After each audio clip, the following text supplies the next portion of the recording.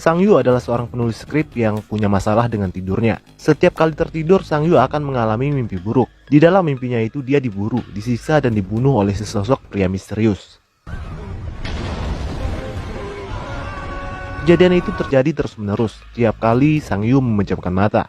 Mengalami sakit yang luar biasa membuat Sang Yu tidak berani memejamkan matanya. Hal itu membuatnya mengalami insomnia parah. Pekerjaannya menjadi berantakan. Uang tabungannya terkuras habis karena biaya konsultasi dengan dokter, psikiater hingga orang pintar. Namun hasilnya tetap nihil. Mimpi buruk Sang Yu justru semakin parah. Sang Yu bahkan tidak mampu membayar uang sewa apartemennya yang sudah berbulan-bulan tertunggak. Setiap kali si pemilik menagih, Sang Yu kabur melalui jendela. Di depan gedung apartemennya ada seorang bapak tua penjual martabak. Karena kelaparan, Sang Yu berniat membeli martabak itu. Namun uangnya hanya cukup membeli martabak tanpa telur. Di depan gedung itu juga terdapat sebuah kafe bernama Cafe Flower.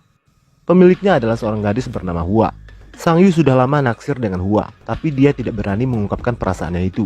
Melihat penampilan Sang Yu yang lusuh, si Pak Tua menjadi kasihan. Lalu dia menambahkan telur dalam martabak yang dipesan oleh Sang Yu secara gratis. Saat bersiap-siap ingin menyantapnya, tiba-tiba Sang Yu dihampiri oleh seorang pria bernama Sanji. Kemudian Sang Yu lari, tapi Sanji berhasil menangkapnya. Lalu dia membawanya makan di sebuah restoran. Sanji adalah rekan kerja Sang Yu. Dia menagih skrip yang belum juga siap ditulis oleh Sang Yu. Padahal dia sudah menerima bayarannya. Uangnya tersebut Sang Yu habiskan untuk biaya pengobatannya. Sang Yu menceritakan masalah mimpi buruk yang dia alami. Tapi Sanji justru menganggap kalau Sang Yu gila dan banyak alasan. Sanji memberi waktu 10 hari agar Sang Yu menyelesaikan naskahnya. Lalu Sang Yu pulang, bagaikan jatuh tertimpa tangga. Sang Yu juga diusir dari apartemennya. Semua barang-barangnya dikeluarkan. Di sebuah kafe, Sang Yu mencoba menyelesaikan naskah yang dia tulis. Tapi Sang Yu tidak bisa fokus menulis karena sedang kelaparan. Sang Yu berniat mengambil makanan sisa yang ada di meja lain.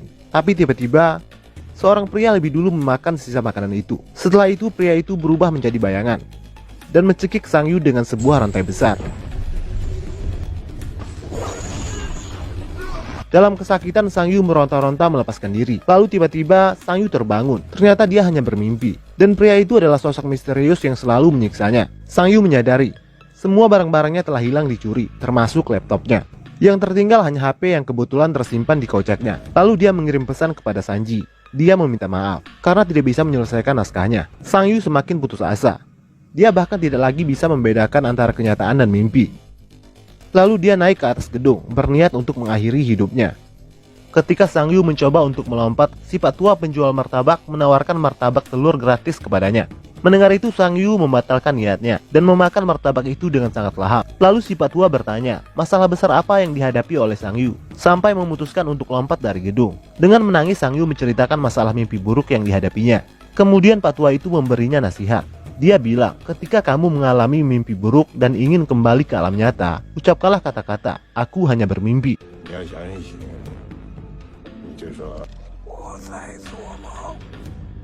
Pada malam hari, Sang Yu menjual HP-nya untuk membeli makanan.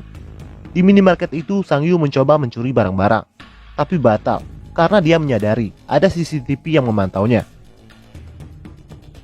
Tak lama Sang Yu dihampiri oleh Hua, pemilik kafe yang dia taksir. Hua merasa kasihan melihat keadaan Sang Yu yang miris. Lalu dia menawarkan bantuan. Tapi tiba-tiba Hua berubah menjadi sosok pria misterius.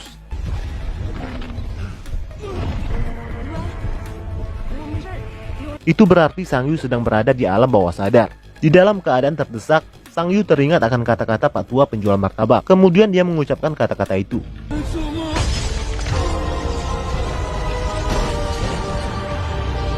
Sosok itu kemudian menghilang, tapi anehnya Sang Yu tanpa sengaja membawa pedang milik pria itu ke dalam dunia nyata. Si pemilik minimarket yang menyaksikan kejadian itu terlihat kebingungan dengan apa yang baru saja terjadi. Begitu juga dengan Sang Yu yang terlihat keheranan. Kenapa bisa pedang yang ada di dalam mimpinya terbawa ke dunia nyata? Lalu dia menjual pedang itu ke sebuah pasar gelap khusus barang-barang antik. Melihat pedang yang dibawa oleh Sang Yu, mereka berebut ingin membelinya dengan harga yang lumayan tinggi. Dari sini Sang Yu sadar kalau pedang yang dia bawa adalah benda bernilai jual tinggi. Kemudian dia menjualnya ke tempat pegadaian barang antik yang resmi. Di sana pedang itu laku terjual seharga 20.000 yuan. Sang Yu kemudian menggunakan uang itu dengan makan di restoran mahal, membeli pakaian mewah, laptop, dan menyewa kamar hotel bintang 5. Penampilannya yang lusuh berubah menjadi lebih rapi. Kalau sebelumnya Sang Yu takut untuk tidur, sekarang dia justru dengan sengaja menelan pil tidur untuk membantunya bisa tertidur dan bermimpi. Di alam mimpinya Sang Yu terbangun di ruangan hotel itu. Seperti biasa, sosok pria misterius itu kembali memburu dan menyiksanya.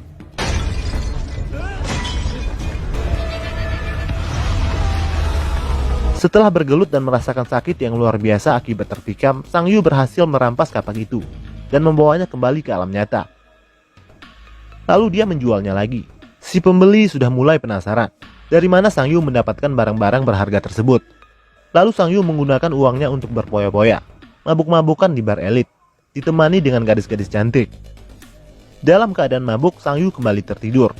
Kali ini dia memegang sebuah majalah tentang museum. Di alam mimpinya itu, Sang Yu berada di sebuah museum barang antik mewah. Tak lama dia diburu lagi oleh sosok pria misterius itu.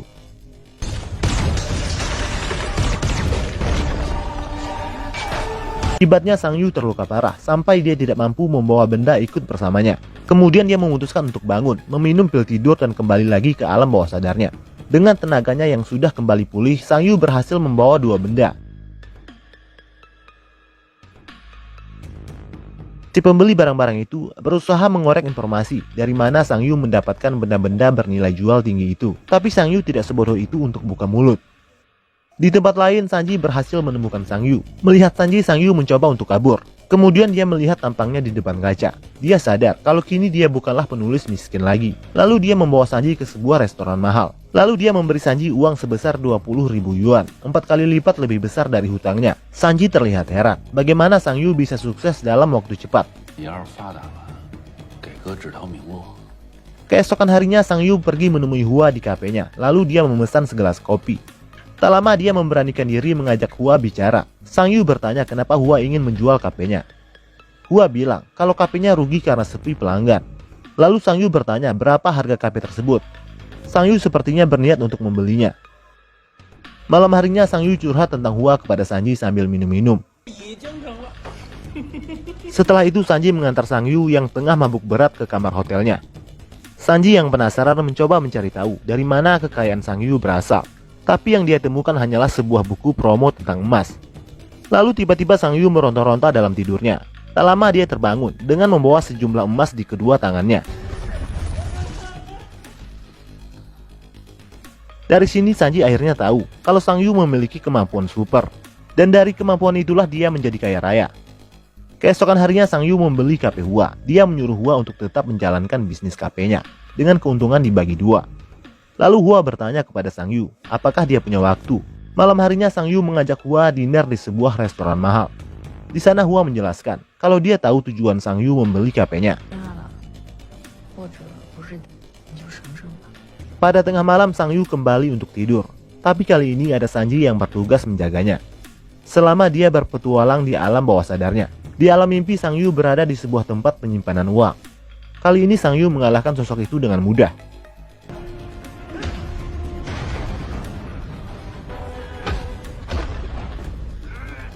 Sang Yu juga punya kekuatan baru yang mampu menggerakkan benda-benda. Lalu Sang Yu kembali ke alam nyata dengan 2 tas besar penuh uang. Keesokan paginya terlihat Hua kewalahan melayani pengunjung yang memadati kafenya. Pantas saja Sang Yu sengaja memberi uang kepada setiap pengunjung yang mau singgah. Hal itu bertujuan agar Hua bisa kembali bersemangat menjalankan bisnis kafenya. Sang Yu juga melihat Pak Tua penjual roti yang menolongnya waktu itu. Tak lama tiba-tiba di gerobak Pak Tua itu jatuh sejumlah uang pemberian dari Sang Yu. Malam harinya Sang Yu mengantar Hua pulang. Hua bertanya kenapa Sang Yu tidak bekerja. Sang Yu bilang kalau dia bekerja pada malam hari. Di depan Hua, Sang Yu mengaku kalau dia adalah penulis naskah. Scene film lalu berpindah di alam mimpi di mana Sang Yu berusaha mencuri sebuah mobil mewah dan dia berhasil. Sang Yu menggunakan mobil itu untuk mengantar Hua pulang, lalu menyuruh Hua yang menyetirnya. Lalu ada kilas balik saat Sang Yu remaja. Ternyata dia sudah lama jatuh cinta dengan Hua, yang kala itu adalah seorang penyanyi kafe. Sang Yu juga sempat mengenalkan dirinya dengan Hua, tapi entah kenapa Hua tidak mengingatnya lagi. Keduanya sudah semakin dekat dan berpacaran. Sang Yu kembali bersemangat dalam menulis naskah. pekerjaan yang disukai oleh Hua.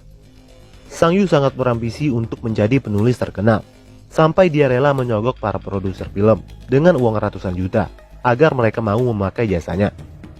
Singkat cerita, dia berhasil menjadi penulis skrip terkenal. Hua terlihat bangga dengannya.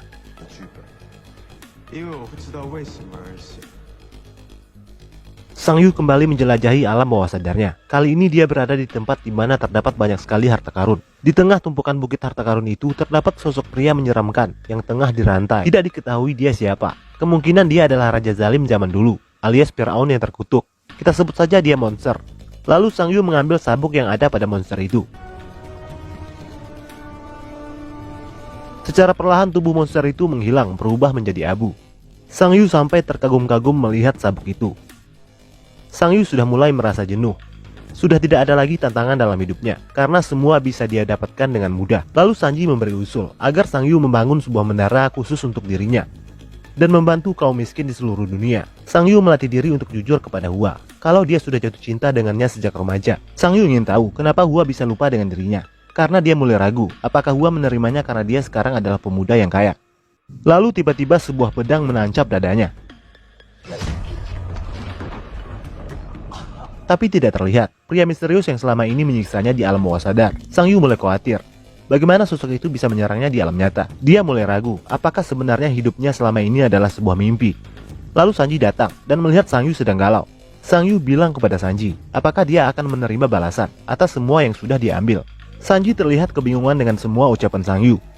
Saat ingin tidur, Sanji datang seperti biasa untuk mengawal Sang Yu yang ingin masuk ke alam mimpinya. Tapi Sang Yu bilang kalau dia hanya ingin tidur sendirian malam ini. Sang Yu mencoba beristirahat secara normal, tapi tetap saja dia mengalami mimpi buruk seperti biasanya.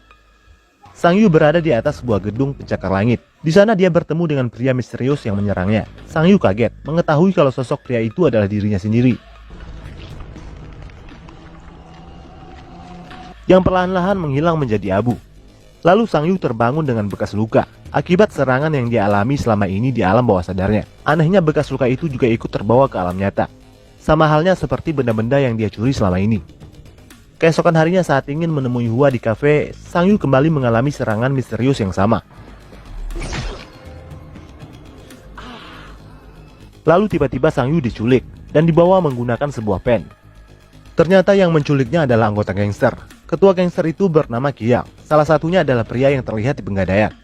Sang Yu menawarkan 10 juta dolar agar Qiang melepaskannya dan jangan pernah mengganggunya lagi. Qiang setuju dengan tawaran itu. Tak lama berselang, Sanji mengantarkan uang itu kepada anak buah Qiang. Setelah uang itu ada di tangan mereka, tiba-tiba Sanji juga ditahan bersama dengan Sang Yu. Lalu Qiang mengecek HP milik Sang Yu. Diketahui kalau uang di rekeningnya berjumlah lebih dari 300 juta dolar. Qiang merasa tebusan 10 juta dolar terlalu sedikit. Dia menginginkan lebih dari itu. Sang Yu bilang kalau hidupnya tidak akan lama lagi. Baginya uang tidak penting. Kemudian Sang Yu membawa Qiang ke rumahnya. Setelah itu Sang Yu membawa anggota gangster itu ke dalam ruangan rahasianya, yang terdapat banyak sekali harta karun yang dia kumpulkan selama ini. Tak lama Hua datang menemuinya. Melalui monitor suara, Sang Yu memaksa Hua agar segera pergi dari tempat itu. Tapi Hua tetap masuk. Akibatnya dia juga ikut disandra oleh Qiang. Melihat Hua dalam bahaya, Sang Yu bilang kalau dia masih bisa mendapatkan lebih banyak harta lagi asal Qiang melepaskannya. Qiang yang dari awal sudah penasaran berniat mencari tahu seperti apa pekerjaan Sang Yu sebenarnya. Situasi berubah menjadi kacau. Lalu Sanji terbangun kemudian menyerang mereka. Sementara Sang Yu tertikam saat berusaha melepaskan diri. Lalu Qiang mengeluarkan pistolnya. Beruntung Sang Yu, Hua dan Sanji sudah berhasil keluar dari ruangan itu. Keadaan Sang Yu sudah semakin sekarat, dia bahkan tidak mampu berjalan lagi. Tak lama berselang, anak buah Qiang datang memburu mereka. Sanji berusaha menghalangi mereka agar Hua bisa menyelamatkan Sang Yu melarikan diri naik ke atas. Akibatnya Sanji tewas di tangan anak buah Qiang. Lalu Sang Yu mencoba melawan salah satu anak buah Qiang yang bertubuh besar. Namun gagal, Sang Yu justru semakin sekarat. Lalu tiba-tiba Sang Yu kembali ke alam bawah sadarnya, berada di sebuah istana batu yang telah usang dan menjadi puing-puing. Lalu ada kilas balik, menunjukkan proses dari Sang Yu miskin hingga menjadi kaya raya seperti sekarang. Lalu Sang Yu mulai menyadari kalau semua yang dia alami adalah balasan dari keserakahannya selama ini, menggunakan kekuatannya untuk memperkaya diri. Sang Yu berusaha kembali ke alam nyata dengan mengucapkan kata "aku hanya bermimpi", tapi tidak berhasil. Dia terjebak di alam bawah sadarnya sendiri.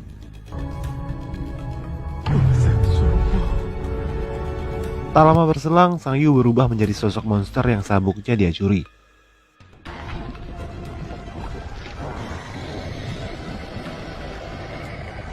Lalu dia memecahkan dinding batu yang menghalanginya untuk masuk ke alam nyata. Tak lama monster itu berhasil masuk ke dunia nyata, lalu menyerang dan membunuh Qiang dan anak buahnya. Pada saat yang bersamaan, Sang Yu juga sudah kembali. Kemudian monster itu mendekati Sang Yu, berniat untuk membunuhnya. Lalu Sang Yu mengucapkan kata "aku bermimpi". Dan tiba-tiba Sang Yu kembali ke masa lalu. Secara bersamaan, benda-benda yang dia jual selama ini juga ikut lenyap. Karena Sang Yu kembali pada saat dia berada di depan minimarket, ketika Hua berniat untuk menolongnya. Dari sini Hua membantu Sang Yu menata hidupnya kembali, menjalani kehidupan yang normal seperti biasanya. Sang Yu berhasil sembuh dari masalah tidurnya. Pekerjaannya sebagai penulis naskah juga semakin membaik. Suatu hari Sang Yu membeli martabak si Patua. Lalu Patua itu mengembalikan uang yang sebelumnya diberikan oleh Sang Yu. Ternyata Patua tersebut juga pernah mengalami apa yang dialami oleh Sang Yu, menukar jiwanya demi kekayaan. Menyadari itu, Sang Yu terlihat kebingungan. Lalu film pun berakhir.